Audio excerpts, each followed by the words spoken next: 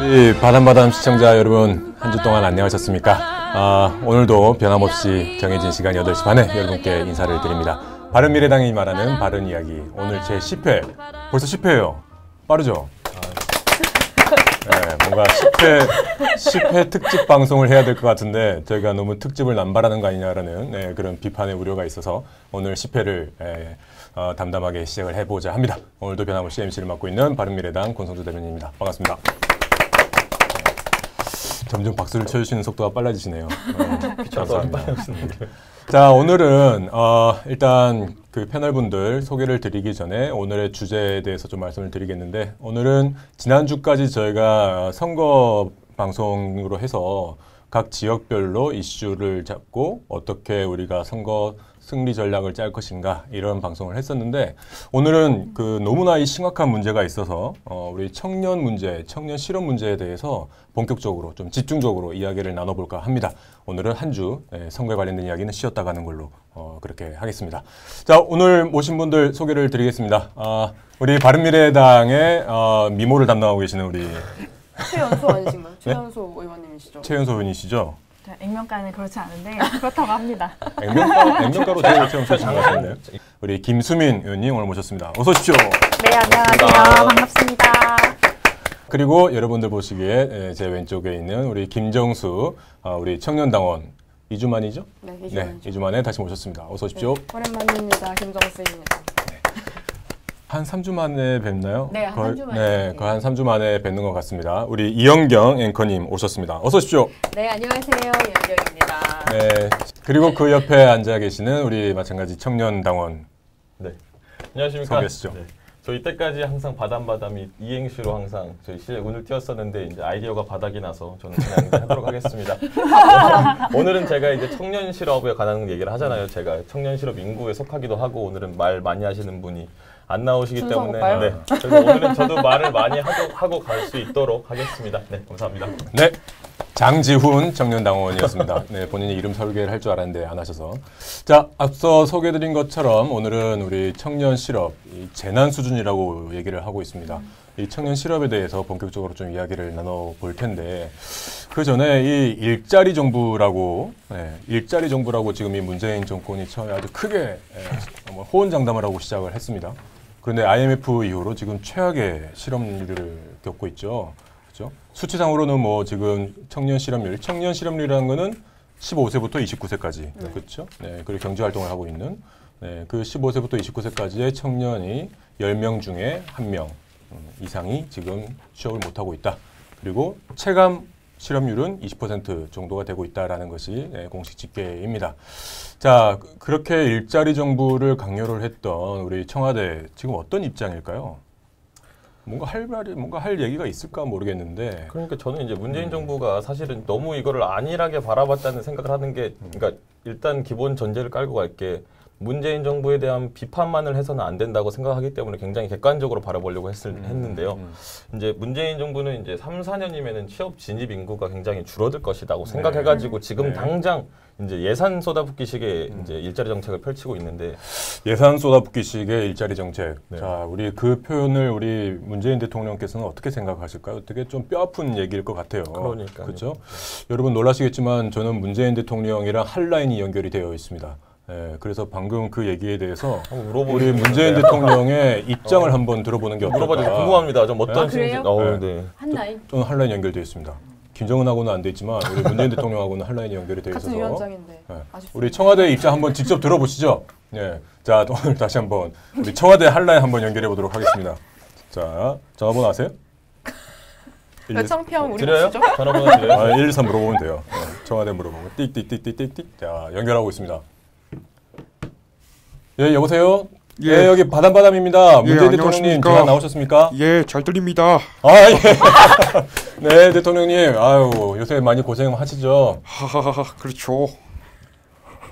더 하실 말씀 없으신가요? 일자리 대통령 아닙니까? 지금 일자리 열심히 만들고 있어요. 일자리 열심히 만들고 계시다고요? 예. 방금 전에 우리 그 실업률이 너무 높게 치솟고 있어서 그거는 일방적인 그런 여론조사고요. 일방적인 여론조사다. 여론조사가 아니라 청년 당장 실업 인구에 해당되는 제가 체감을 하고 그거는 제가 알지 못합니다. 이보세요. 어디 대통령님께 지금 큰 소리를 치시는 거예요?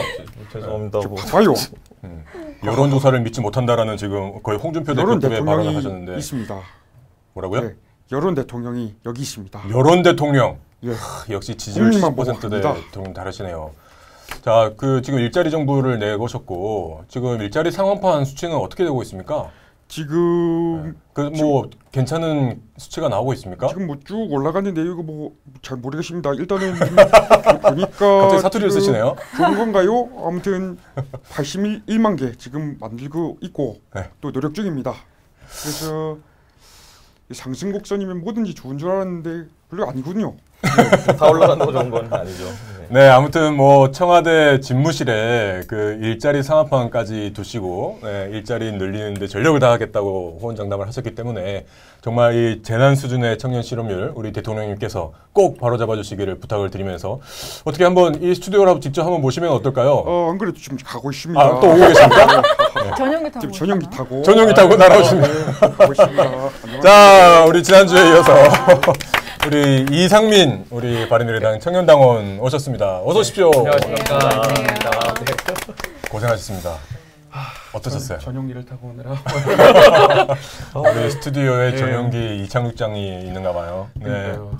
네. 오늘 어떠셨습니까? 여러분 오늘 저기 안철수 전 대표님 현재 인재영입위원장님 오늘 출마 선언하셨는데 그 자리를 아주 핫하게 그죠? 뜨겁게 달고 주셨어요. 제가 다른 분들 얘기하실 때는 죄송합니다. 다 이게 조용하시다가 제가 얘기하니까 갑자기 분위기가 기자분들이 다 웃으시더라고요. 그래가지고 아 이거는 내가 아이스 브레이킹을 해야 되는 그런 거구나 해가지고 박장대소를 노리고 실망입니다 이런 거 많이 했어요.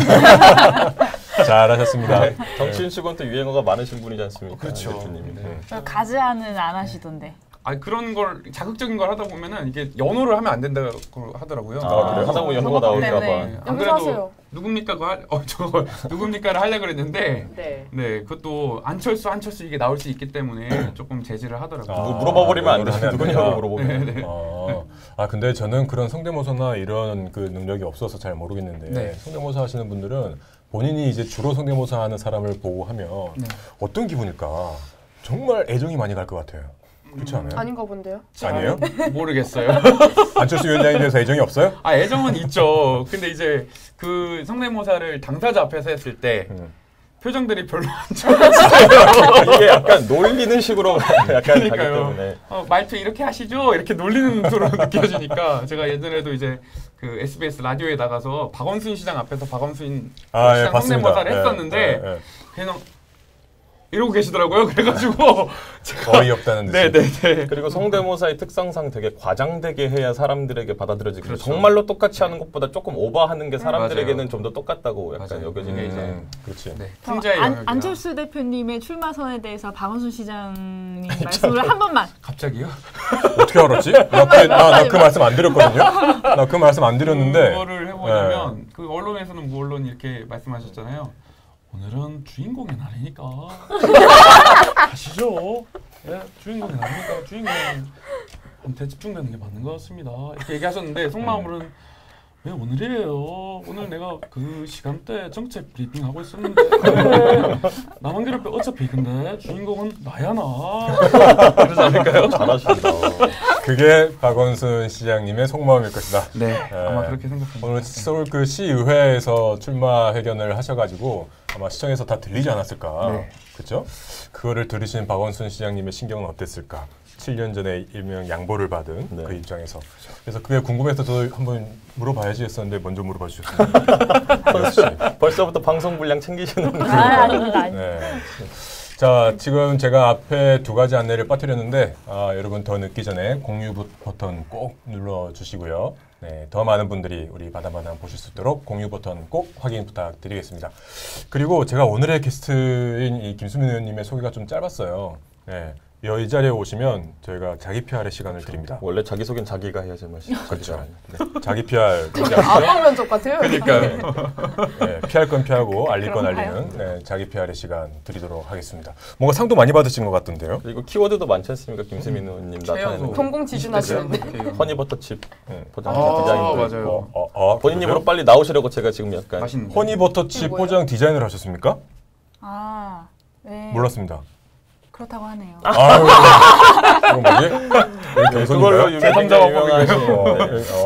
그렇구나. 제가 그 브랜드 회사를 한 8년간 운영을 했는데 그때 저희 회사가 대한민국에서 과자 패키지를 제일 잘 만드는 회사예요. 오, 과자 패키지. 네. 그 포장지를 말씀하시는 거죠? 부끄럽다. 맞아. 나 과자 패키지로 해서 몇 개를 그래가지고 묶어서 파는 걸 종합 줄 알았는데 대표적으로 또 어떤 걸 하셨습니까? 이 얘기 안 되나? 방송에서는 상관이 없는 건가요? 상관이 없는 상관이 거예요? 없지. 인터넷 과거 이력 방송이니까요. 허위 사실만 아니면 네, 네. 허위 사실은 아니면 허니버터칩 그 줄 서서 샀던 그죠? 그렇죠. 없어서 이제 없어서 못 못 먹었던. 먹었던 그 허니버터칩을 디자인을 하셨고 직접 디자인을 하셨습니까? 아니면 회사 직원분이 하셨습니까? 이름까지 저희가 만들었죠. 대박이네요. 저희가 그때 그 과자를 못 먹게 일조를 하신 분이에요. 그 인기에 대해서 뭐 포장지나 이름이 분명히 한 몫을 했잖아요. 네. 그러니까 저희가 못 먹었던 건 다 김수민 의원 때문이 아닌가. 진짜 안 먹었어요? 그렇게 해서 저는 허위 사실 유포하지 마세요. 많이 먹었어요. 많이 아니, 먹었어. 그때 중국 그 중고나라. 중마켓 뭐 이런 데서 네. 이렇게 올라가가지고 경매 네. 붙고 막 막 이랬잖아요. 프리미엄이 붙어서 네. 거래가 그냥 되고. 과자 하나씩 소분해서 파는 거. 맞아요. 봤어요. 그람수로. 그람수로 한 와서 조각. 달아서 팔고. 그리고 어. 그 편의점 아저씨랑 친해야지 새로 들어왔을 때 그래서 제가 그때 진행하던 프로에 네. 허니버터칩 공장에 전화 연결했었어요. 오. 네, 그래서 거기 계신 분이 오랜만에 너무 기분이 좋다고 하셨었어요. 근데 원래 사실 감자칩은 그렇게 느끼하고 달게 만들지 않잖아요. 짭짤하게 그쵸. 만드는 건데 그쵸. 그 회사에서도 되게 모험을 한 거였었는데 잘 돼서 아저씨가 되게 기분 좋다고 그러시면서 언제 다시 나와요? 이때 자기도 모른다고. 공장인 직원들도 못 먹고 있다고. 그때부터 편의점 아저씨 분들의 인기가 급상승했겠네요. 그렇죠? 허니버터칩을 쟁겨 놓을 수 있는 권한이 있는 거 아니에요? 역시 모든 것은 인간관계입니다. 그렇죠. 근데 그리고 나서는 이제 청년다운 유사품들 많이 발언이었어요. 나왔어요. 네, 맞아요. 허니 땡땡 뭐 이렇게 된 거 굉장히 많이 허니통 말하면 안 돼.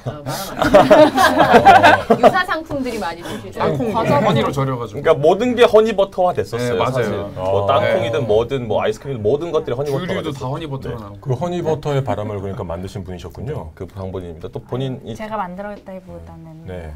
어우, 이 수상소금 같은 거. 저는 숟가락만 얹을 뿐이에요. 마우스 하나 올렸는데 자, 그리고 이제 지금 의회 생활을 하신 지가 2년째신가요? 횟수로 3년째신가요? 16년, 17년, 18년이니까. 2016년도 5월 아. 30에 등원했으니까 네, 이제 만 2년째가 되어 가시네요. 네, 그쵸. 1년 하고 10개월 된 거. 지금 국회 구성원 중에 가장 어리신가요? 그렇다고 하네요. 와, 그렇다고 하네요. 이게 뭔가 이게 좀 아, 너무 그러니까요. 아니, 당연한 뭔가, 아니, 사실을. 되게 좀 비교하면 안 되지만 우리 북한의 김영철 위원장처럼 제가 그 사람입니다. 나를 그렇다고 그런 하는 지목하던데 뭐 여기는 조금 뻔뻔하셔도 되는 방송. 사람들이 얘기하는 가장 어리다는 그 사람입니다. 뭐 그런 거 같아요. 의원님이 수줍어할수록 방송이 쳐져요. 네. 치고 나와 주셔야 됩니다. 때려주세요. 의원님이신데 핵 저격을 하면 어떡해요? 방송이 더 중요하죠. 지금 시청률이 있다고라고요. 시청률이 있다고라고? 네, 있다고. 그거 왜 책임 돌리려고 그래? 아니 올려야죠. 그러니까 오늘은 청년 일자리 문제니까 공동 오늘은 청년들의 어깨가 무거워요. 네. 아, 나도 아직 청년이구나. 저도 아직. 네. 실수는 나이가 어떻게 되죠? 갑자기. 올해 40입니다. 네. 올해 40. 동안이시다. 만 38세. 고맙습니다. 네. 자, 저희들끼리 얘기 자화자찬하는 네, 시간은 좀 줄이기로 하고 또 뭐 더 PR 할 거 없으세요? 지금이 아유. 기회입니다. 아니 없어요. 이거 되게 많이들 보세요. 몇만 뷰 됩니다. 이게 그리고 또 당원분들에게 지지자분들에게 정보 공유를 할 수 있는 그런 포맷이기 때문에 본인 뭐 자랑이라기보다 본인이 이제 했던 거를 정보를 알릴 수 있는 그런. IT 정책 개발 부분에서 수상을 하셨다고. 네, 그렇다고 합니다. 제발 말 좀 하세요. 이거 막말로 검찰 수사도 아니고 왜 자꾸 보세요. 아니 사실 여러 가지 없을 자리 나오십니까? 아니 제가 그 차가 없어가지고 네. 택시를 진짜 많이 타거든요. 그러니까 뭐 대중교통, 지하철, 버스 그리고 택시를 제일 많이 타요. 그래서 택시비가 진짜 많이 나오거든요. 근데 택시 타면 되게 재밌잖아요. 앞에 네. 기사님들이랑 막 얘기 이런저런 많이 하죠. 얘기하고 하는데 택시 기사분들께서 항상 이제 운전을 하실 때 그 라디오를 틀어놓으시잖아요. 네, 뭐 아침에 김어준부터 시작해가지고 저녁에 밤 늦게 다 정치 방송을 들으세요. 아니 근데 김어준 방송을 들으시는 분이 있어요 아직까지? 되게 많이 들어요. 되게 많이 듣죠. 저희 우리보다 많이 7시에 그 이제 버스에도 나오는데 택시도 네. 많이. 바닷바닷보다 뉴스 많이. 농장 관심이 진짜 많으세요. 하차 하셔야 될 텐데. 항상 이제 정치 얘기만 나오면은 욕이란 욕을 그렇게 하시는 거예요. 그러니까 이게 국회 정치인에 대한 불신이 엄청난데 사실 저도 그냥 그냥 일반적인 그 회사원일 때는 되게 하는 게 없어 보이잖아요. 그렇죠. 그리고 되게 네거티브한 뉴스들만 이렇게 자극적으로 네. 나오니까 그래서 내 세금 이렇게 내는데 참 존나 같다라고 생각을 하는데 실질적으로 진짜 의원들이 하는 생활 라이프스타일을 보면은 진짜 바늘 하나 들어갈 구멍이 없더라고요. 그래서 사실 저는 자꾸 이게 뭐 했냐 물어보시는데 저는 비교도 안 될 만큼 정말 열정적으로 본인의 정책을 사회에 도움이 되게 만드시는 분들이 너무너무 많아서 사실 되게 창피해요. 묻는 말에 대답을 하시는 그러니까 이거를 다선 의원이신데. 짧게 말하면은 저보다도 훌륭한 분들이 많기 때문에 내 자랑하기가 부끄럽다 이 말씀이신 거잖아요. 아 근데 이분밖에 안 두 분이 되는데 되게 오랜만에 친하신 것 나왔으니까 같아. 제 분량 제가 챙겨왔죠. 아, 네, 정치평론 하시면 되겠네요. 자리 조심하세요. 제가 곧 뺏을 수도 있습니다. 나 물려줄게요. 장지훈을 받아보고. 하기 싫으신 것 같은데. 무슨 말씀을 지금 물려주신다. 우리 시청자, 우리 애청자분들 중에 계시는데 지금 저는 바담바담을 계속 할 겁니다. 자, 무슨 얘기 하려고 그랬죠? 이제 본론으로 들어가셔야 네. 들어가야죠. PR 시간을 충분히 드렸는데 그거를 굳고 이제 겸손으로 일가를 하셨습니다. 네. 자, 우리 청년 실업률 지금 재난 수준이까지 돼서 4조 원의 추경 예산 신청까지 지금 들어와 있는 상태입니다. 4월 임시국회가 개원을 하면 거기서 다뤄질까요? 어떻습니까, 의원님? 추경이 통과가 될지 지금 그것 때문에 말이 많아요. 그렇죠? 4조 원 중에 그것도 군산이 실업 재난 특수 지역인가요? 뭐 그렇게 지정이 되는 바람에 그 4조 중에 2조가 또 그쪽으로 빠졌어요. 그래서 4조가 전부 다 청년 일자리 만드는 데 들어가는 것도 아니고 그 중에 2조입니다. 그 2조를 가지고 중소기업에 그렇죠. 3년 동안 약 1년에 1,000만 원 정도의 실질적인 혜택이 가도록 하겠다라는 게 정부가 내놓은 일자리 대체 추경 아니에요. 사실은 저는 그 부분에 말해도 될까요? 아니, 난 또 이 순간에 또 대통령의 의견을 또 듣고 싶었는데 너무 난말하면 제가 해드릴게요. 제가 대세는 대세지요. 잘하시네요. 다 뺏을 거예요. 할 말이 없습니다. 아, 잘하시는 것 같은데. 그러니까요. 당황했어요, 진짜로. 여기 있는 이유가 없는데. 그러니까 얘가 중소기업, 그러니까 거기서 임금이 이렇게 보전이 아니라 지원을 해주는 부분에서 제가 자꾸 너무나 든 생각이 저는 단순히 문재인 정부의 일자리 정책을 그냥 무조건적으로 반대를 하려는 게 아니라요. 그냥 제가 이런 미비한 제가 생각하기에도 중소기업 취직을 임금 지원을 하면요. 당장에는 뭐 지원을 하면서 이 임금 지원을 하면서 고용이 이루어질 수는 있겠죠. 하지만 이게 4년간 뭐 어떻게 지속이 되다가 그때 끊겼을 때 뭐 지속성이라든지 아니면은 이미 취업을 한 세대가 있지 않습니까? 거기에 대한 형평성이 맞지 않다 이거예요. 그래서 이 내용을 보면 이미 취업을 한 사람에 대해서 지원을 하는 내용은 쏙 빠져 있습니다. 그럼 거기에 대한 형평성은 또 어떻게 메꿀 것이며 굉장히 이런 미비한 제가 봐도 구멍이 많은 정책인데 그거를 왜 대통령님은 생각을 안 하시는지 왜 그러십니까? 좀 더 많이 커져놓고.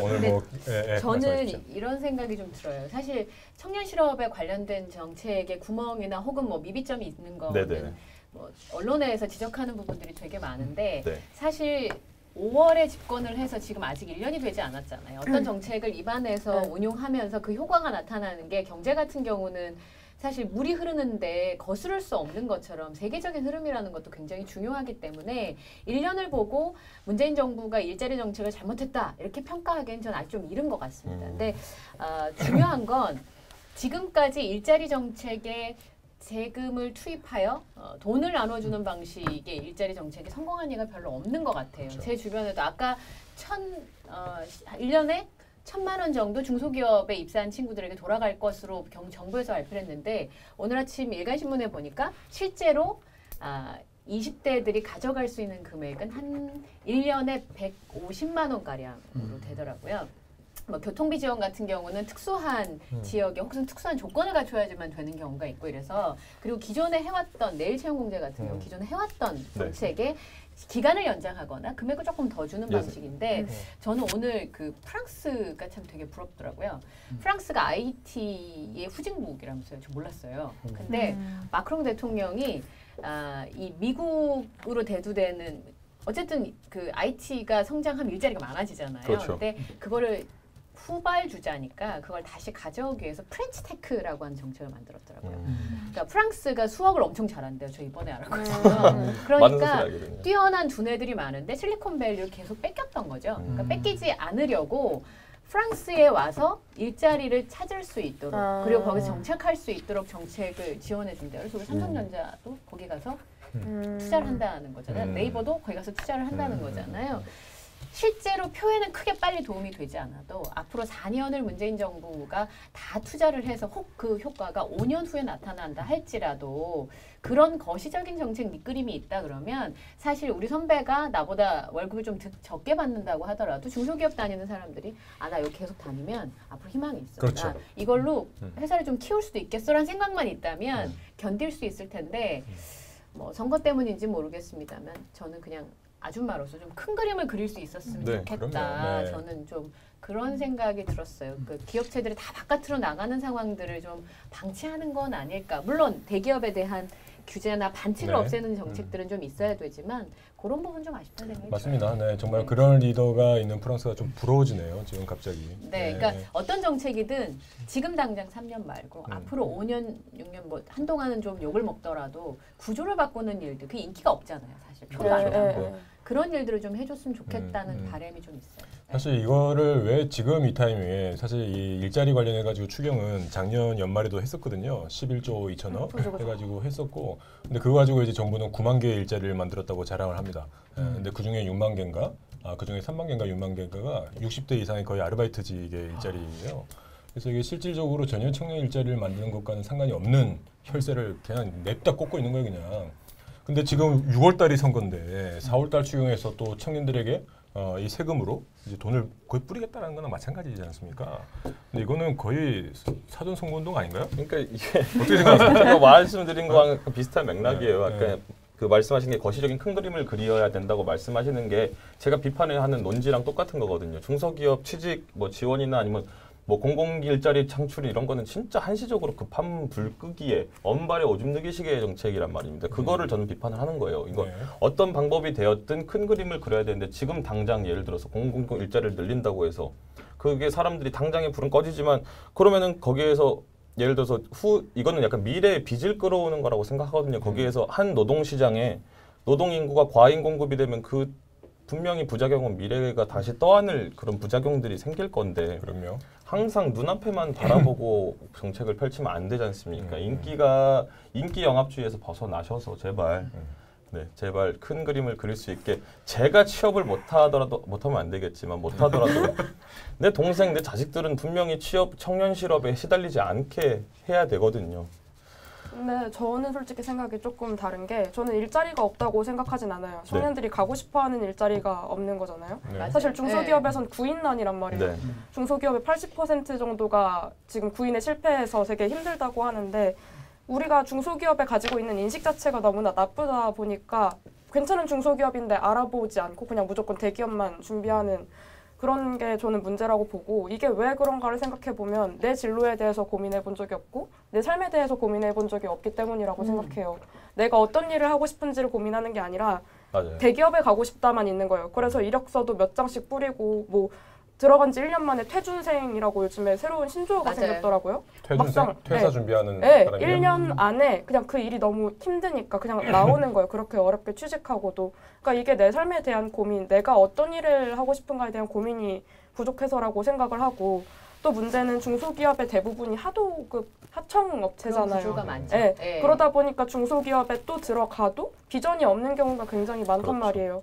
그래서 우리나라 중소기업 이 좀 하청업체보다는 어떤 혁신을 좀 주도하고 실질적으로 뭔가 큰 기업으로 성장할 수 있게 도와주는 게 괜찮을 것 같다. 그리고 또 청년들이 자기의 진로 고민을 할 수 있는 그런 진로 교육 시스템이 잘 마련되면 이제 좀 큰 발판이 되지 않을까 이런 생각을 아주 좋은 말씀입니다. 네, 지금 이제 우리나라의 교육 정책도 지금 이렇게 좀 짚으셨는데 자기가 뭘 하고 싶은지를 모르는 상태로 맞아요. 성장을 하고 그리고 일단 자기가 취업을 하게 될 나이에는 남들에게 인정받는 그런 기업을 가고 싶고 네, 그죠. 맞아요. 근데 그거는 어쩔 수 없는 거기는 해요. 사실 저는 이제 명절 때나 이럴 때 되면 어른들 만나면 다 이제 물어보시잖아. 그죠? 니 무슨 일 하노? 회사 어디 댕기노? 막 이렇게 물어보시면 맞아요. 그게 쉽게 얘기하기가 힘들어요. 나가지가 않죠. 네, 진짜 저 뭐 삼성전자 다닙니다. 이래야 뭐 어깨 힘이 팍 들어가고 갑자기 사투리 쓰세요. 이게 중소기업에 대한 인식 개선 뭔가를 인용하는 것 같잖아요.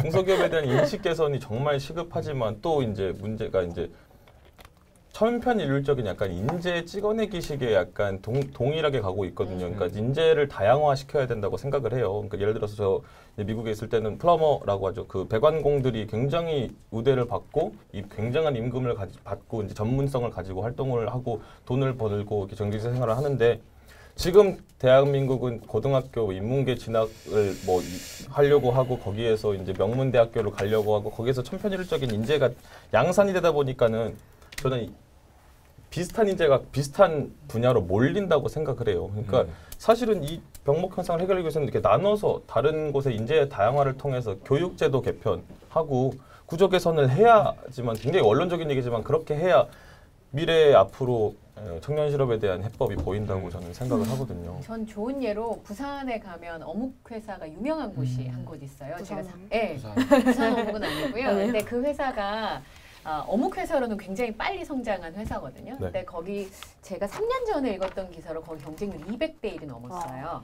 근데 그 어묵 회사가 임금이 많은 것도 아니에요. 그러니까 부산 지역에 있는 중화공업의 초임 정도밖에 안 되는 임금이었는데 그 회사를 왜 사람들이 들어가려고 하냐면 빵을 살 때 베이커리 가서 빵 사잖아요. 막 나온 빵을 먹는 것처럼 그 어묵 회사가 그런 시스템을 도입을 한 거예요. 그러니까 어묵 베이커리인 거예요. 갓 나온 어묵을. 네, 그 어묵이 갓 나왔을 때 진짜 이렇게 김날 때 오면 정말 맛있거든요. 맛있죠. 안 먹어봐서. 네, 저는 이제 어릴 때 제가 다니던 그 시장에 어묵 공장이 있었어요. 그래서 어묵 나오는 시간이 오전에 한 번, 오후에 한 번 있어요.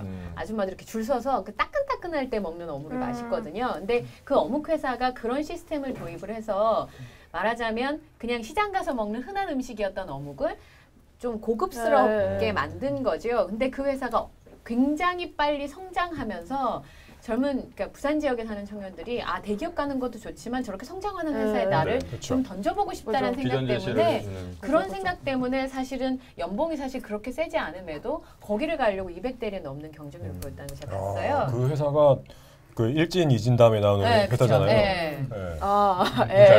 일진 이진.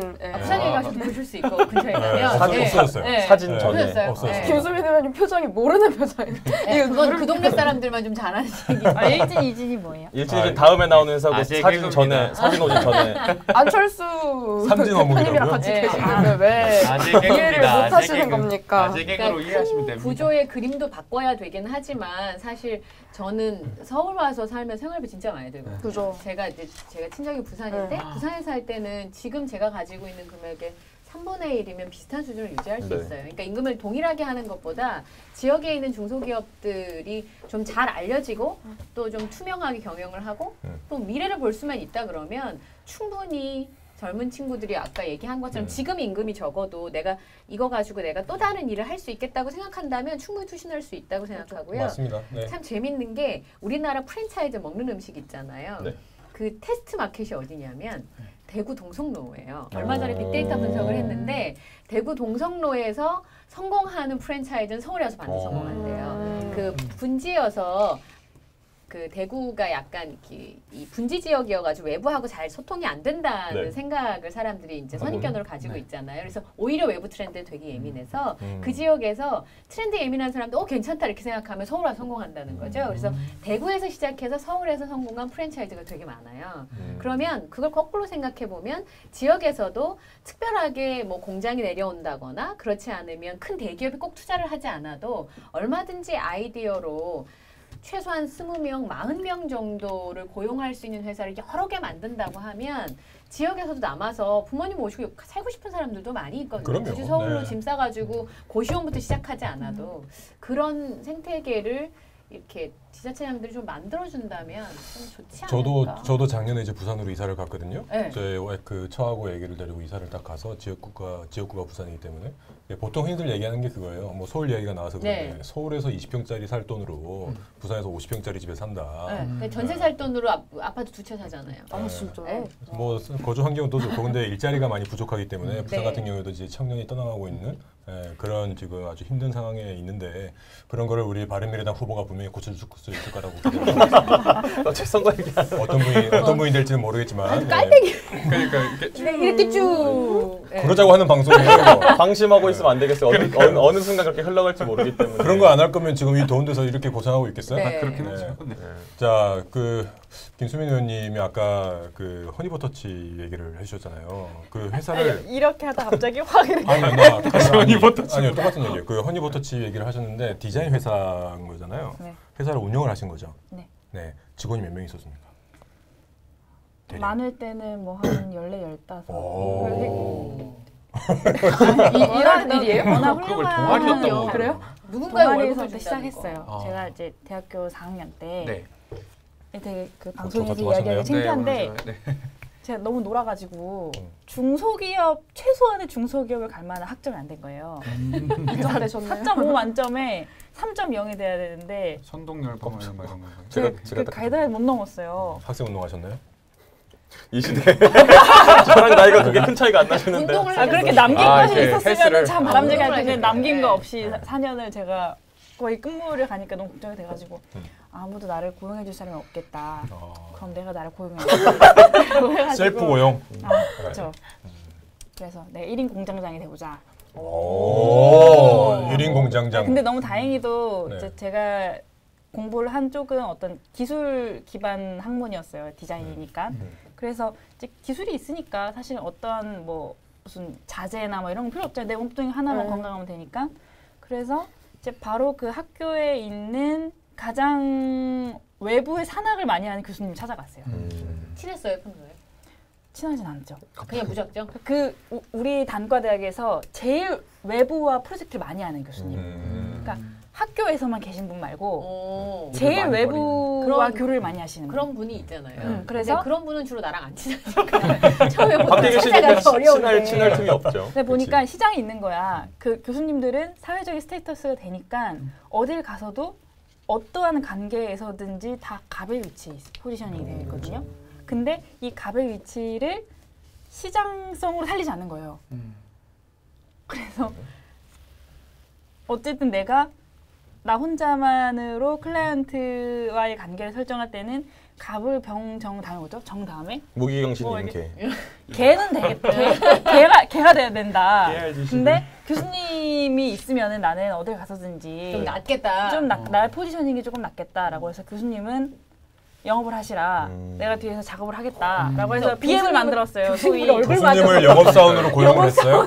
아니, 물론 교수님이 알려줄 수 있는 굉장히 좋은 지식과 또 학문적인 지식, 실용 지식이 있었기 때문에 가능한 일이었고 그때 당시 이제 유휴자산이라고 하는 그 교수라는 직업의 어떤 메리트와 이제 어떤 창업을 못하는 안 하는 게 아니고 못하는 취업 못하는 학생과의 그 산학 동아리 라는 새로운 비즈니스 모델을 가지고 나름 비즈니스 모델을 가지고 있는 회사를 만들어서 무슨 동아리요? 산학 동아리. 그게 동아리가 테스트를 한 3년 돌렸어요. 그 동아리가 이게 회사가 과연 되신 가능한 구조인가. 그런 거 요즘엔 학교에 많이 그렇게 했다가 이제 직원 수 최대 14명까지 올라간 그런 거의 중견기업에 준하는 그러니까요. 그렇다고 합니다. 대단하시네요. 제가 이거를 여쭤본 이유는 그때 당시에 직원들 관리하기 어떠셨어요? 그 직원분들은 아주 애사심을 가지고 잘 했나요? 아니면 금방금방 이렇게 퇴사하고 막 그랬나요? 대기업 가고 싶다고. 대기업을 오퍼를 받았는데 회사에 들어온 친구들이 많았어요. 근데 사실 이렇게 계속 이제 우리 패널들끼리 이야기를 하는데 다 비슷한 솔루션을 가지고 계신 것 같은데 이거를 제가 조금만 이렇게 좀 정리를 해주면은 제가 그 문재인 정부 문 대통령님 나름 되게 잘생기셨잖아요. 정말 그런 개인적 의견은 죄송합니다. 근데 가감 없이 그런 것도 똑같이 얘기해줘야죠. 일단 잘생기셨으니까. 근데 저는 문재인 대통령이 정말 아픈 경험을 겪고 새로운 정부를 만들어낸 우리 국민들을 위해서 정말 잘 돼야 된다고 생각을 하거든요. 근데 그 일자리 정책에 대해서는 사실 여기 계신 분들만큼이나 저도 굉장히 문제점을 가지고 있고 그 문제점에 대해서 포인트는 뭐냐.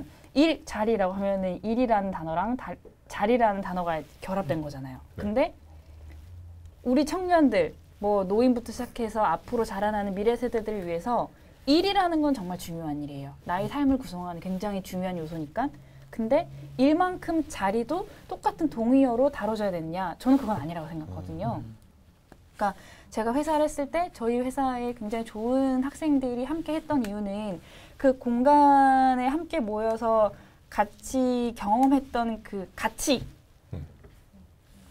그 일이었던 것이지.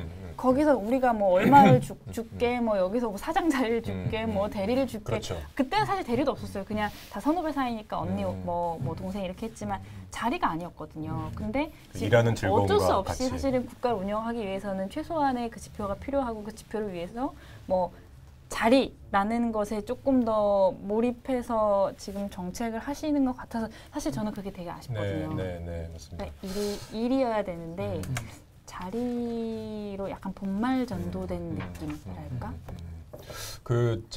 저도 이제 그 취업 전선에 뛰어들어서 그 일명 이제 우리나라 대기업 그 재계 서열 10위 안에 들어가는 기업에서 2년 동안 근무도 해봤고 그리고 그걸 하고 나서는 제가 이래 보여도 제가 경영 컨설팅 회사에 좀 있었습니다. 그래서 컨설턴트도 했었거든요. 그래서 전국에 있는 기업들을 다니면서 이렇게 막 그 인사제도라든가 막 이런 것들을 같이 고쳐주고 했었는데 그 중소기업의 사장님들의 그 애로 그 힘든 거 그것들을 맨날 이제 들어드리는데 뭐냐면 들어오면 전부 다 대기업 갈 준비밖에 안 한다는 거예요. 그래서 실컷 이제 기술 가르치고 키워놨더니 이제 다 떠나가. 보통 이제 3년을 못 버티고 이제 간다는 거야. 그래서 저는 이제 문재인 정부의 이번 일자리 추경 그 정책을 보고 딱 어떤 생각이 들었냐면 내가 만약 저 정책의 수혜자가 될 수 있다면 저 돈 받으면서 중소기업 3년 동안 다니다가 대기업 가야 되겠다. 그렇죠. 그게 가장 그 생각밖에 안 들어요. 아마 그렇게들 인식이 될 거라 제가 지난번에 모 방송 나가서 토론하면서 이런 정책을 하면 이거 청년들한테 오히려 역풍 맞을 겁니다. 청년들을 진짜로 고민 안 하고 그냥 내놓는 정책이라는 걸 청년들은 알 거기 때문에 이런 식으로 하면 분명히 역풍 맞을 겁니다. 라고 저는 생각을 했습니다. 어떨까요? 청년 입장에서 그런 게 나한테 당장에 도움이 된다라고 생각을 할지 아니면 이거는 정말 좀 무성의한 정책이다. 이렇게 생각이 될지. 저는 솔직히는 좋아할 것 같아요. 왜냐면 최저시급 올랐을 때도 장기적으로는 안 좋은데 지금 당장 받는 청년들은 좋아하거든요. 사실 지금 내 주머니에 들어오는 돈이 중요한 거. 그게 중요하지. 사실은 지금 청년들은 지금 내가 살아가는 현재를 보지 미래를 보기는 내 지금 삶이 너무 급급해서 이런 문제에 사실 중소기업 들어가면 1,000만 원 더 준다는 뭐 경기도지사께서 그런 정책도 내놨잖아요. 뭐 1억 만들어준다 이런 거. 이런 거 되게 좋게 봐요. 사실은. 그래요? 정치인들은 51%를 위한 정치만 하면 되거든요. 49%에는 필요가 없는 거예요. 사실 그들에게. 두 가지가 병행되긴 해야 되는 것 같아요. 그날 그 일자리 일하는 청년 통장 발표했을 때도 맞아요. 며칠 내내 검색어 순위 10위 안에 들어가 있었어요. 내일 채용 공제도 그게 발표되는 날 계속 검색어에 올라 있었어요. 그거는 어쨌든 검색어를 쓸 정도의 젊은 사람들은 그게 굉장히 구미가 당기는 정책이면 틀림이 없고 제가 얼마 전에 들었던 얘기 중에 제일 마음 아팠던 게 요즘 그 뭔가 거래하는 사이트에 데이터 요금 거래하는 거 아세요? 저도 사요. 그렇죠. 그러니까 뭐냐면 데이터를 설명해 주세요. 그러니까 데이터가 저는 요금제를 제일 싼 걸 써가지고 한 달에 300메가밖에 안 되거든요. 근데 그거를 남는 데이터를 거래할 수가 있어요. 선물하기가 있어서 뭐 2기가를 하면은 2,000원인가? 1기가에 한 3,000원 정도의 거래가 돼서 저도 한 5,000원 정도 주고 2기가씩 사거든요 매달. 그렇게 하면 요금이 훨씬 더 싸요 저는. 그러니까 와이파이 이제 자기한테 배당되는 휴대전화 요금에서 그 남는 데이터를 어쨌든 사고 팔 정도 자기는 와이파이가 되는 데서만 데이터를 쓰고 실제로 이제 판매해서 쓰는 거. 제가 그걸 보고 되게 가슴이 아팠던 게 뭐냐면 저도 나름대로 꽤 힘들 때 대학교 4학년이었거든요. 저 IMF 딱 터지던 해 졸업했거든요. 그래서 제가 다니던 과에 그 옛날에는 그 면접 원서라는 게 과에 서너 개씩 왔어요. 그러니까 그거는 교수님이 나눠주는 친구들은 가지고 가면 대부분 다 합격을 하는. 근데 뭐 저는 공부를 못했으니까 돌아오지는 않았겠지만 그게 단 한 장도 없었어요. 그러니까 입사 공고가 나는 회사가 없었고 다 회사가 문 닫을 때였으니까. 근데 저도 이제 나름 그때 졸업을 해서 굉장히 고생을 했으니까 아 요즘 친구들 힘든 건 나도 좀 겪어봤으라고 생각했는데 제가 그 딱 듣는 순간 아 나 이런 말 어디 가서 하면 안 되겠다는 생각이 딱 든 거예요.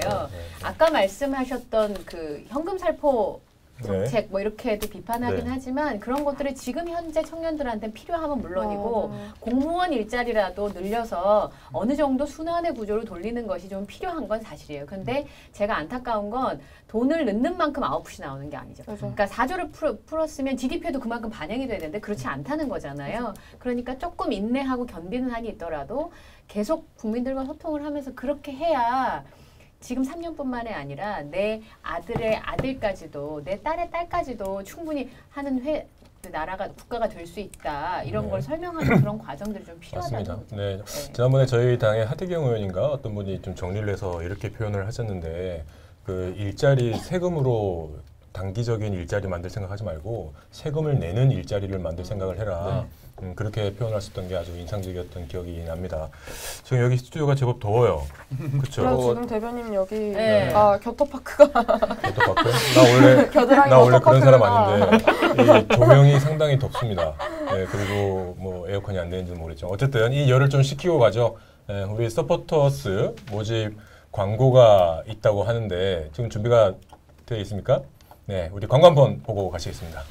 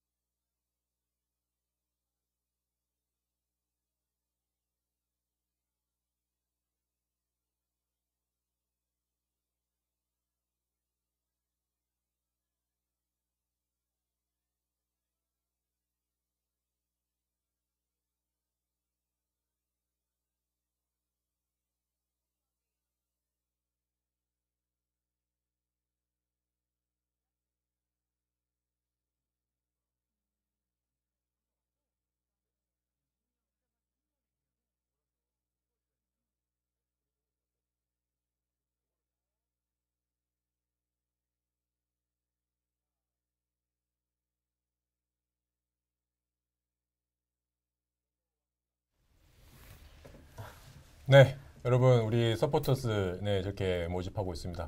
아유 참 기발하네요. 네, 저 보기만 해도 기분이 좋습니다. 이거 가지고 바른미래당 홍보국은 약한 게 아니냐 그런 말이 나오는데 약한 거 맞습니다. 국민과 함께 미래로 도약을 했습니다. 아재 개그입니다. 여러분 이해 무슨 얘기야? 그러니까 이걸 한 거 갖고 바른미래당 홍보국은 두 분 얘기하면 틀린 거예요. 약을 했다, 뭐 약을 빨았다, 뭐 이런 표현이 있지 않습니까? 시참 말로. 근데 약을 했다는 표현이 지금 있는데 대국민 사과할 뻔했어요. 그 약을 약 빨고 만들었냐? 뭐 그런 표현을 많이 하잖아요. 미래를 위한 국민과의 도약을 했다. 이거 바로 그 댓글로 한번 써먹으셨잖아요. 댓글로 써먹었는데 반응이 뭐 괜찮은 것 같아요. 제가 공식적으로 사과의 말씀 대신 드리도록 하겠습니다. 무리를 일으켰어요 저녁 시간에. 죄송합니다, 여러분. 이 편안한 저녁 시간에. 일기장에 쓰세요. 아재가 아재 개그를 못 알아들으시면 어떡합니까? 내가 아재가 아닌가 보죠. 왜 나를 아재로 만드는 물귀신 작전을 쓰시려고 그래요? 뭐 급하니까 뭐라도 해야죠. 자, 우리 오늘 청년 일자리 문제 이야기를 하고 있습니다. 자, 지금 뭐 OECD 국가들은 대부분 일자리가 지금 늘어나고 특히 일본 같은 경우에는 뭐 거의 100%에 가까운 완전 고용 수준이죠. 네, 완전 고용 수준에 125% 달하고 있어요. 네, 그 제가 그 일본 기업인들하고 좀 관계가 많이 있어서 일본 쪽에 좋은 인재를 구하고 싶다라는 말씀들 상당히 많이 듣습니다. 그래서 한국 쪽에서 이제 그런 어떤 취업 박람회 같은 거 이런 것들도 지금 하고요. 근데 거기서도 이게 문제가 있어요. 뭐냐면 우리나라의 학생들이, 우리나라 청년들이 일본에 가서도 취업하고 싶은 회사들은 대부분 이제 대기업 수준인 거예요. 근데 일본 안에서 인재를 못 구해서 그 그 직원을 못 구해서 자리가 남아 있는 회사들은 또 그런 회사들이 아닌 거죠. 그래서 그게 안에서도 이게 약간의 미스매칭이 있습니다. 네. 아까 우리 김종수 당원께서 얘기하신 그렇죠? 일자리 구직난과 그리고 구인난과 그리고 취업난. 네. 이게 지금 서로 미스매칭하고 있다는 게 바로 중소기업의 문제인 것인데 어때요? 주변에 지금 취업 활동들을 다 하고 있는 연령대 아닌가요? 그렇죠. 근데 이제 제 주변에 이제 이것 때문에 고민하고 있는 분들을 보면은 실례로 막 음악도 가수 중에 청년 실업이라는 그룹이 있더라고요. 예전에 이제 장기하 씨라든지 그 뭐 기상 시간은 정해져 있다 이 음악만 들어요. 그래가지고 그게 가사가 보면은 되게 비참해요, 사실은. 밤은 깊어가는데 기상 시간은 정해져 있다. 뭐 잠은 오질 않는데 기상 시간은 정해져 있다. 이게 사실은 지금 들으니까 갑자기 소름이 쫙 끼치면서. 군대 노래 아니에요? 아니 군대 노래는 아니고. 왜 기상 시간이 정해져 있어? 이제 그 출근을 하기 위해서 그렇게도 이제 의미를 생각하니까 그렇게 되더라고요. 그러니까 이게 또 다른 공포가 될 수도 있겠구나 이제 그런 생각이 들더라고요. 네. 그 체감을 얘기할 때 뭐 어디서 소름이 쫙 돋았냐면은 제 친구 중에 이제 예를 들게요. 친구 중에 이제 전대호라는 친구가 있어요. 실명을 공개하는데 전대호라는 친구가 대호 씨 제가 대신 사과드립니다. 네, 대기업에 다니고 있다가 이제 퇴사를 하고 다시 재취직을 하려고 노력을 하고 있는데 그러니까 저는 깜짝 놀랐던 게 뭐냐면 그의 토익 점수가 만료가 되더라고요. 그러니까 취직 활동을 하는 동안에 토익 점수가 2년이 가요. 근데 그게 만료가 되어버리더라고요. 거기에서 너무나 진짜 무서움을 느꼈어요. 그렇게 취업이 어려운 거구나. 지금 체감이 그렇게 되고 있구나. 아니 대기업에 다니다 왜 관뒀어요, 전대호 씨? 그러니까 그는 전대호 씨. 전대호 씨. 이대호 전대호 씨. 모르겠는데, 네, 그는 이제 그거였죠. 이제 오후가 있는 삶이 필요했던 거였고, 그리고 사실은 그 기업을 이름 말은 못하겠지만 그 기업이 굉장히 이제 군대식의 그 굉장히 상명하복이 철저하고, 규율이 굉장히 강하고 그런 단체 생활에 약간 그걸 철저히 하는 거라서 보니까 많이 안 맞아서 나오게 된 건데. 오후가 있는 삶. 그것도 처음 들어보네요. 그러니까 오후가 제 친구들 취직한 애들은 오후가 없어요. 제가 요즘 또래랑 술을 못 마시는 이유가 그러니까 취직한 친구들과 술을 못 먹는 이유가 그들은 저녁에도 시간이 없어요. 항상. 그렇죠. 네. 그 패러디 있잖아요. 열받아서 술 먹고 늦게 들어가가지고 아침에 일어나면 다시는 술 먹지 말아야지. 열받아 술 먹고. 무한 반복. 그래서 뭐 보통 여행 이런 거 끊어놓고 그거 여행 끊어놨으니까 회사 다니고. 네, 맞아요. 이렇게 강제로 자기를. 그거라 그러더라고요. 항상 월급날은 자기는 그냥 마취제를 한 번 맞는다고 생각을 한대요. 통장에 거쳐서 나가잖아요. 네, 그 마취를 뜯어고 있는 거야. 안녕. 본인은 마취를 한 번 하고 또 그 마취 힘에 편승해서 한 달을 살아가고 또 마취제를 맞고 그렇게 살아간다고. 네.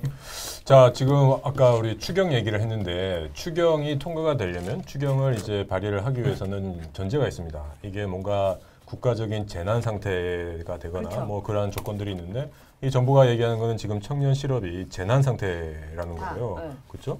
그래서 국가에게 재난이 이게 뭐라죠? 재난 수준이라는 게 지금 청와대인데 이게 어떤 뜻입니까? 재앙이라고까지 표현을 했다고 하는데 말 그대로 재난이죠. 재난이죠. 내가 어떻게 할 수가 없는 무력한 상태의 상황을 재난이라고 하는데 사실 지금 굉장히 많은 이 말을 써도 될지 모르겠지만 어른 기득권들은 청년에 대한 문제를 이야기를 할 때 항상 타자화를 시켜서 이야기하잖아요. 나의 아들은 나도 딸이 있는데 막 이런 식으로 내 어릴 때 막 이런 식으로 항상 자기의 상황은 아닌 거예요. 근데 그것의 전제가 그 청년의 문제를 한 세대의 문제로 바라보고 있다는 것과 다름이 없다고 생각해요.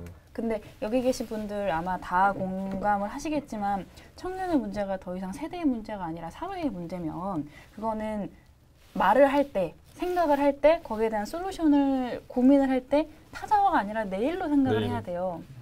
근데 사실은 그런 부분에 대해서는 제가 옆에 보면서 참 아쉬울 때가 되게 많더라고요. 그리고 뭐 예를 들어 이런 거예요. 청년 실업이 그러니까 청년 실업이 해결이 돼야 되는 이유에 대해서 막 이야기를 하는데 막 이렇게 얘기해요. 장관이나 아니면은 뭐 그러니까 많은 분들께서 이렇게 얘기하는 거야.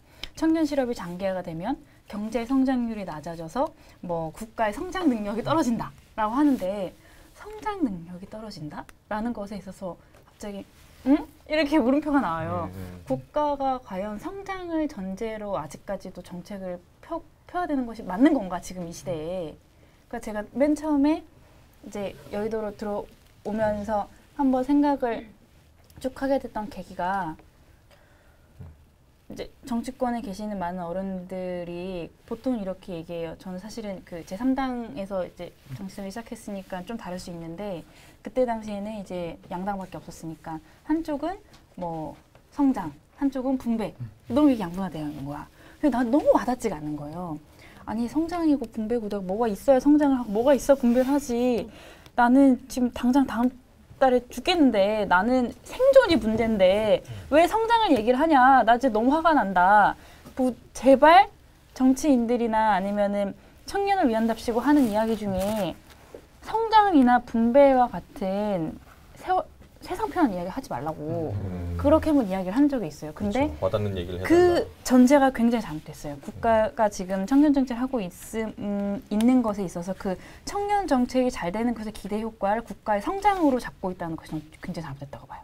상당히 심도 깊은 국가 성장 문제가 아니고 국가가 정말 멸종 위기에 처해 있는 상황이라는 것까지가 체감이 안 되는 것 같아요. 자, 지금 어떻게 생각하세요? 갑자기요? 갑자기 글로 갔어. 저는 솔직히 아까 말씀드린 것처럼 이게 진로 교육의 문제라고 계속 생각을 해서 저는 일자리가 그렇게 없다고 생각하지 않고 다만 내가 가고 싶은 일자리, 내가 하고 싶은 일이 없는 거라고 생각하거든요. 아까 자리가 중요한 게 아니고 일이 중요하다고 하셨잖아요. 저는 사실 되게 돈을 중요하게 생각하는 사람인데 방학 때 제가 연구소에서 일을 했었어요. 프로젝트를 하는데 이런 되게 비공개 스토리지만 비하인드 스토리지만 처음에는 돈이 있어서 저희가 매번 회의 때 회의비를 받았어요. 원래 회의비를 받게 돼 있어요. 근데 저희 정당이 점점 돈이 없어서 회의비를 못 주게 된 거예요. 근데도 그 일을 하는 게 너무 재밌고 같이 일하는 사람들이 너무 좋다 보니까 저는 돈 안 줘도 계속 하고 싶었고 계속 만나고 싶었고 그래서 그 프로젝트를 끝까지 하고 지금도 같이 2년을 하고 있거든요. 그래서 정말 내 마음이 동해야 일을 하는 거지 지금의 청년들은 이거를 말 그대로 돈벌이 수단으로밖에 보지 않으니까 힘든 거거든요. 그러면 이 일에 대한 동기부여를 어떻게 할 것인가가 국가가 좀 고민해 볼 일이라고 생각을 항상 해요. 혹시 요즘에도 면접 보면 면접비 주나요? 제가 면접을 안 봐봐서. 면접비요? 기업에서 면접비 주나요? 안 나오죠. 네. 요즘엔 안 줘요. 네. 그리고 워낙 지원자도 많이. 예전에는 면접비를 다 줬었잖아요. 2만 원씩 이렇게 봉투에 넣어서 오래전 일이긴 한데 IMF 지났을 때 저는 이제 방송국은 면접비를 안 주는. 없었습니다. 예. 다른 세상 옛날 사람이군요. 죄송합니다. 근데 예전에는 방송국은 면접비가 없어요. 그러니까 이제 뭐 이렇게 오히려 돈을 많이 쓰니까 화장도 해야 되고 뭐 옷도 사 입어야 되잖아요. 면접을 보러 가려면. 근데 이제 대기업에서 면접비를 줬었어요. 제가 그걸 왜 물어보냐면 그 면접을 보거나 아니면 옷을 사 입거나 아니면 면접을 준비하려면 최소한의 비용이 들어가잖아요. 그런 것들을 어느 정도 보조해 주거나 아까 말씀하신 것처럼 중소기업에서 받는 금액이 적어도 내가 생활을 유지할 수 있을 만큼의 사회 안전망이 잘 갖춰져 있으면 급여가 좀 낮아도 내가 아이 키우고 그 다음에 내 생활을 하는데 문제 없을 정도만 된다면 중소기업도 생각해 볼 만하다고 생각해요. 맞습니다. 근데 지금 중소기업에 있는 급여가 너무 빠듯한 거예요. 그러니까 청년 홀몸일 땐 괜찮아. 홀몸일 땐 괜찮아. 결혼 안 하려고요. 근데 부양가족이 생기면 갑자기 비혼 선언한 거예요? 부양가족이 생기면 마음의 생각을 바꿔도 이 통장이 적게 찍히면 어떻게 할 수가 없어요. 그런 부분들이 있어서 기업에서 급여를 많이 올려줄 수 없다면 그 간극을 지금 한 1년에 1,500만 원 정도 차이가 난대요. 중소기업 지금 3분의 2 수준 정도. 그러니까 한 1,500만 원 정도의 연봉 차이가 나면 한 달에 100만 원, 그죠, 120만 원 정도 차이가 거죠. 나는 거거든요. 맞아요. 갭이 좀 있다 할지라도 막 혹시 뭐 아이를 공부시킨다든지 아니면 뭐 그 아플 때 병원비를 해결한다든지 그런 부분만 사실 안전하게 된다 그러면 자기 만족 수준을 낮추더라도 다닐 수 있거든요. 그러니까 여러 가지로 일자리 문제는 한 가지 문제로 일자리 숫자를 늘리는 것도 중요하지만 나머지 문제를 좀 해결하는 것도 좀 필요하고. 앞선의 고리를 끊으려면 이제 임금이 아닌 곳에서 매력을 저는 좀 말을 덧붙이고 싶은 게 그런 면에서 저는 중소기업 지원해주는 거 괜찮다고 보는데 다만 이게 말씀하신 게 재난 수준이다라고 했을 때 우리가 이걸 돈을 투입해서 해결할 수 있으면 괜찮아요. 근데 이게 일시적인 지원이고 만약에 정권이 끝나고 나서 지원해주지 못할 일이라면 그 5년 후의 일은 누가 감당할 것인가의 문제거든요. 그래서 어떻게 지속 가능한 해결책을 마련할지가 우리 정치권에서 해야 될 일이라고 생각합니다. 실제로 그 중소기업을 운영하시는 몇 분 사장님들이 이렇게 만나서 보면 그 임금 문제가 가장 중요한 키워드는 아니라고도 말씀을 많이 하시거든요. 중소기업 운영을 하면서도 임금 올리려면 올릴 수 있다. 근데 기업을 운영을 하는 여건이 너무 힘들기 때문에 특히 우리나라 이 대기업 중심의 경제구도 안에서는 이 대기업의 어떤 이 하청을 상대를 하면서 이 단가 후려치기라든가 뭐 어음할인 문제라든가 이런 것들 때문에 중소기업 운영하기가 너무 힘든 거예요. 그래서 그 직접적으로 월급을 조금 올려줄 수는 하려면 할 수 있다. 근데 이 중소기업 운영하기가 너무 힘든 환경이기 때문에 못한다는. 그렇다면 지금 나라가 해야 될 일은 중소기업 운영하기 위해서 더 좋게 만들어주는 제도적인 거를 해야 되는 것이지 지금 당장 배고픈 사람들한테 이렇게 막 몇 푼 나눠주는 게 더 중요한 건 아니라고 생각을 하거든요. 일자리 문제를 해결할 때 그 말하자면 일자리 숫자를 늘리는 방법도 있지만 아까 말씀하신 것처럼 그런 걸 바꾸면 일자리가 늘어나거나 임금을 올릴 수 있다는 거잖아요. 그렇죠. 또 다른 그렇죠. 비용 투입 없이. 맞습니다. 민간 기업에서 어쨌든 간에 일자리 창출이 되어야 된다고 정부도 인식하고 있거든요. 그러려면은 사실은 민간 기업에서 일자리 창출할 수 있게 만들어줘야 되거든요. 저 되게 좋은 거 제가 또 전공이 벤처 중소기업학 아닙니까? 그거를 지금 5분 남겨놓고 얘기를 하는 거예요? 네, 그런데 아니 그런데 제가 전공 시간에 되게 수업을 안 들은 C를 받은 수업에서 유일하게 건진 게 있는데 아니 바로 미래나는 나는 공부를 왜 안 하는 거야? 유일히 건진 게 있는 게 테슬라 요건이라는 게 있어요. 그러니까 이게 뭐냐면 적자 기업인데도 상장을 할 수 있게 해주는 제도거든요. 코스닥에 원래 매출 얼마 이상 이런 게 제도가 있잖아요. 근데 적자가 있더라도 이 기업이 성장 가능성이 있으면 이게 통과를 해서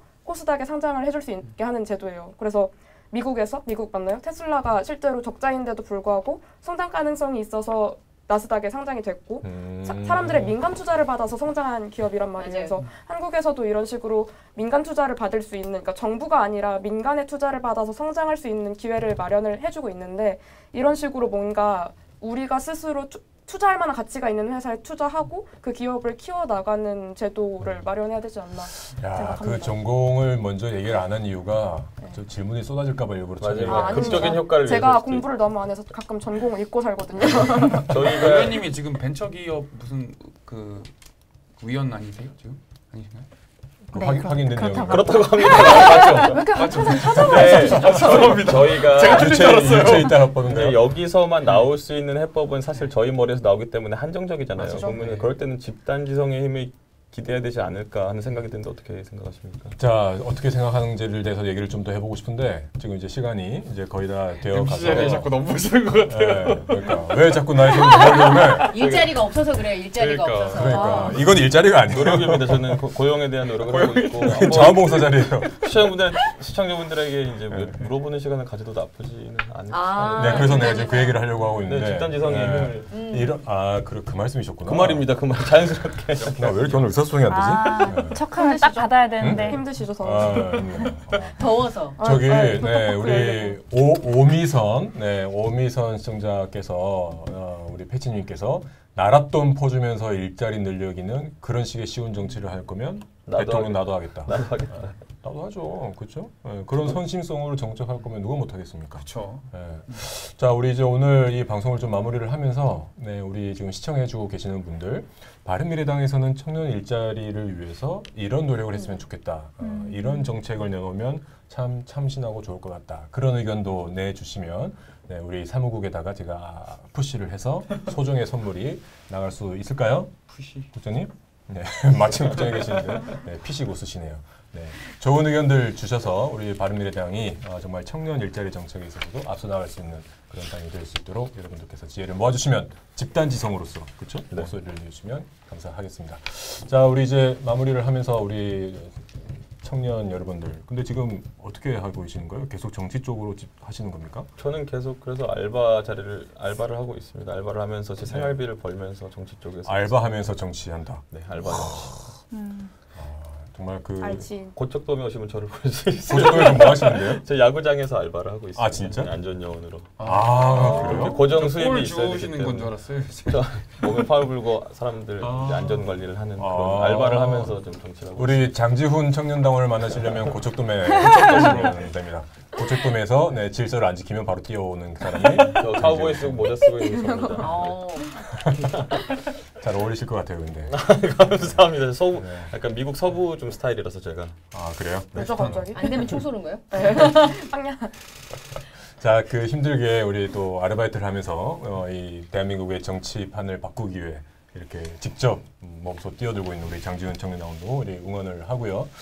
자, 네, 뭐 피곤하시겠어요. 아침부터 고생이 많으셨어요. 뭐 여러 말씀들 많이 주고 계시는데 오늘 진짜 아침부터 우리 큰 일이 있어서 뉴스도 막 도배하고 있고 우리 위원장님 어떻게 자신 있으십니까?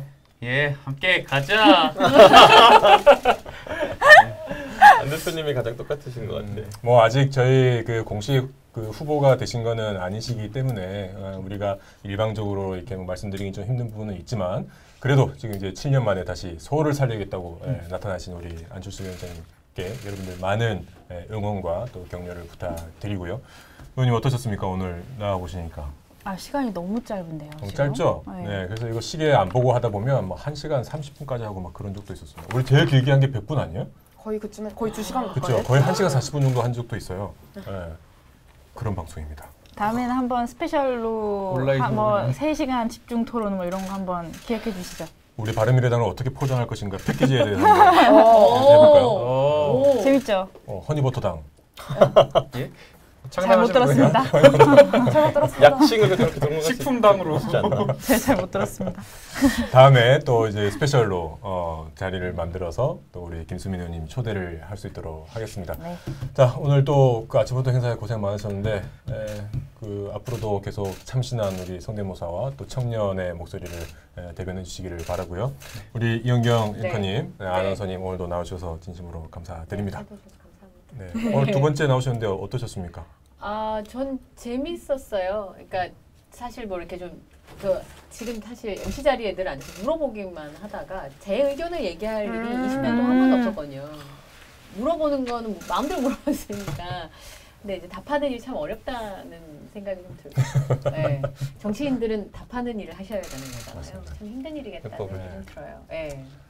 네, 자 여러분 오늘 그 선거 지역 지방선거 스페셜 시리즈에서 잠시 쉬어가는 그리고 지금 재난 수준에 이른 재앙 수준에 이른 이제 청년 실업에 대해서 우리 청년분들 중심으로 이제 초대를 해서 말씀들을 좀 나눠봤습니다.